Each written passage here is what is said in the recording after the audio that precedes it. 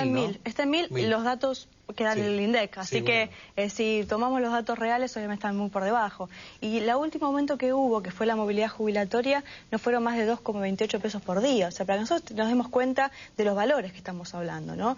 Y esto sumado a, como ustedes bien decían, hay 101.000 millones de pesos, que esto, para que nos demos una idea, es la mitad del presupuesto nacional. Es un valor muy grande, y estos 101.000 millones de pesos están siendo manejados de alguna forma con una manera totalmente discrecional. O sea, hoy el nivel de información que hay es bastante escasa. De hecho, Vudú ha venido la semana pasada a darnos el informe, que yo creo que fue más parecido a un informe de una conferencia de prensa que a un informe para una comisión de control. Digo esto porque, en definitiva, no se establecieron cuáles son los criterios para tomar las inversiones que están tomando, no se establecieron cuáles son los criterios para darle préstamos a determinadas empresas. Han dejado un espacio de oscuridad y falta de transparencia bastante grande. Y los más perjudicados, en definitiva, son los jubilados. ¿Usted se acuerda, diputada, que cuando se discutió el tema de la FJP, que la ganaron en el Congreso, ¿no? Yo dije un poco así, no sé, de mal pensado que soy, bueno, acá son 30.000 millones de dólares, que de alguna manera se van a gastar, y no todo por los jubilados.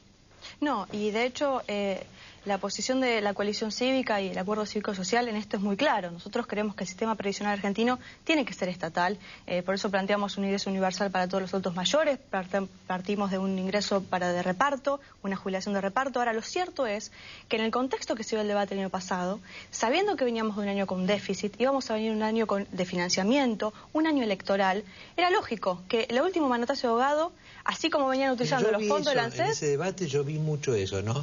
Había personas como ustedes, por ejemplo, que de una posición casi idealista, decían, no, yo en el esquema que creo es el reparto.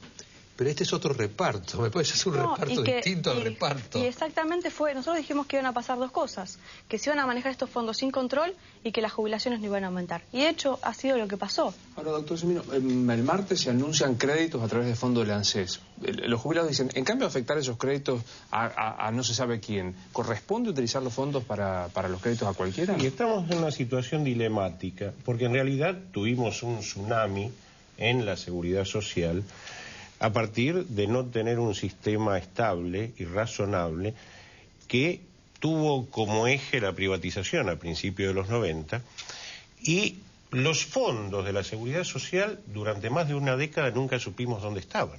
Es decir, había un limbo donde se utilizaban para inversiones, para no inversiones, llegaban liquidaciones muy dudosas.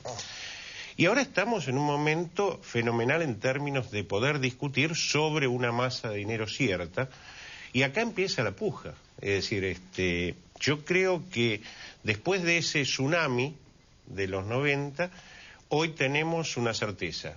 Hay una masa de dinero, está en el sistema, obviamente tienen que funcionar los controles, y en términos de qué se puede hacer con esa masa de dinero, que es lo que los jubilados por otra parte les interesa, vemos claramente, hay un decreto que es el 897 del 2007 que dice que el sistema tiene que tener un fondo de garantía o de sustentabilidad, lo llama tal cual, equivalente a lo que es la erogación anual de haberes que tiene. Cuando tomamos este decreto, es decir, no puede superar más de esa erogación anual, lo acumulado en el sistema. Y me parece que acá está un poco la clave de cómo destrabar esta puja y cómo controlar lo que queda dentro del fondo sustentable. ¿Por qué? En el 2008, cuando se estatiza el sistema, nos encontramos que había un superávit de 25.000 millones de pesos en ANSES. Incorporamos a eso los 100.000 millones de pesos que vienen de FJP. Y tenemos un giro nuevo de ingreso de 15.000 millones de pesos anuales que antes iban a FJP. En total, 140.000 millones de pesos. ¿Qué pasa? Cuando comparamos esto con la erogación efectiva anual, que es de 84.000 millones de pesos, tenemos que hay un superávit, entre comillas, de 56.000 millones de pesos. Y acá está la clave de la cuestión para con los jubilados. Si nosotros decimos, de esos 56.000 millones, tomamos algo así como la mitad, 25.000 millones, y decimos recomponemos el haber de los jubilados, Vemos ahí que nos quedamos con la garantía, tal cual dice el decreto, y la recomposición tendría el siguiente efecto. 25.000 millones de pesos, dividido por la masa de jubilados, 4.800.000, a su vez dividido por 13 haberes, nos da un incremento de 400 pesos por haber. Si esto lo medimos en relación a la mínima, que es de 7,70 más 45 pesos del subsidio de PAMI, nos vamos con esos 400 que incorporamos a 1.215. Estamos muy cerquita de lo que es el haber mínimo del trabajador activo, 1.240.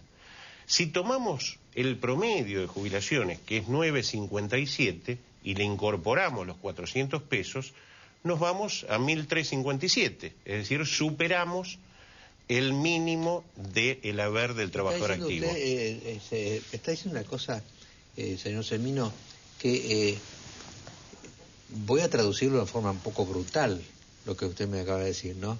Quiere decir que si los fondos existentes en el sistema jubilatorio se administraran honestamente, la situación de los jubilados podría cambiar significativamente. Sí, sí, y sin tocar el fondo de garantía, ¿eh? Es decir, creo que esta es la clave, porque a veces empezamos a discutir si el fondo de garantía no, el fondo de garantía está por ley.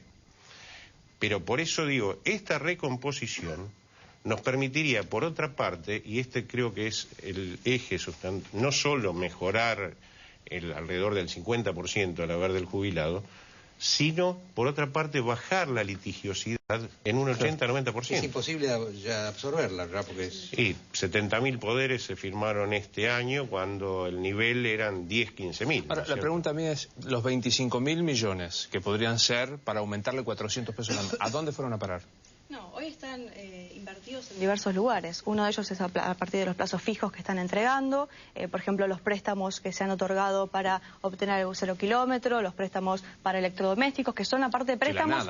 No, y que son aparte de préstamos que los jubilados no pueden acceder, porque ya por la misma edad... Para otras personas. Para otras personas, ellos no pueden acceder en absoluto. Después están, obviamente, las obligaciones negociables, que esto qué es, para que se entienda, ¿no? Esto es que el gobierno o el Estado les presta a una empresa para que esa empresa utilice ese dinero para lo que quiera. Y en este caso también hay algunas cuestiones de dudosa conveniencia en el sentido de quiénes son esas empresas, cuáles son los niveles de solvencia, a ver si hay rentabilidad de esas empresas, si van a poder devolverlo. Cuando yo voy al banco, y el 90% de los argentinos seguramente van al banco a pedir un préstamo, y esos préstamos no se los entregan porque no dan las condiciones. Bueno, hoy, por ejemplo, con los fondos ANSES no sabemos si las condiciones en que se están dando estos préstamos están bien o no. Y entonces lo que se pone en juego, en definitiva, ahora, es la rentabilidad. ¿Eso es un control o hacen lo que quieren? Bueno, en principio están haciendo lo que quieren, y me parece que lo que decía Semino recién con respecto al decreto 897, hay que hacer un poco de historia en este sentido. En el 2007 se crea por primera vez el Fondo de Sustentabilidad y Garantía, y ahí se crea una comisión de seguimiento, y esa comisión de seguimiento tenía que controlar estos fondos. De 2007 a esta parte... No, ahora vamos... no, de 2007 a esta parte... No, yo estoy en la comisión bicameral, que se crea después. Sí, está bien. Desde 2007 a esta parte, estamos sin control con esa comisión de seguimiento. Y después, cuando se hace el traspaso de los fondos de las AFJP al ANSES, se crea la comisión bicameral. O sea, tenemos dos entidades de control que deberían manejar los fondos del ANSES, y sin embargo, solamente fue la comisión bicameral que se reunió hace un poquito nada más. Digamos, la falta de control y cómo se están invirtiendo en los diferentes aspectos, también tenemos el 60% invertido en títulos del Tesoro. Esto lo que muestra es, la plata estaba el año pasado cuando discutíamos la ley de movilidad, porque de hecho nosotros dábamos el debate de la actualización de los saberes y que ese dinero estaba porque había 20.000 millones de pesos que se podía invertir para actualizar los saberes, para bajar la litigiosidad, para que los jubilados no tengan que seguir esperando, porque acá hay algo que el gobierno tiene que entender y todos nosotros tenemos que entender. 5 años para un jubilado esperando un juicio no es lo mismo que 5 años para cualquiera de nosotros. Es la vida o la muerte. Es la vida o la muerte. Supongo que cambia el color partidario del Congreso. ¿El Congreso podría determinar la utilización de esos fondos, de los 25.000 que usted decía, doctor Semino, para recomposición de haberes? Sin lugar a dudas, es una decisión que estamos tratando de hacer números muy groseros para establecer que sí se puede aumentar y sí se puede tener el fondo de garantía. Y yo creo que, decía que es muy interesante el momento, porque toda esa masa de dinero durante más de una década estuvo en un limbo. Es decir, durante el periodo Menem-Cavallo de la Rúa, esa masa de dinero estaba realmente o en Miami o en cuentas que desconocíamos. Hoy tenemos está más cerca geográficamente y está la posibilidad de control.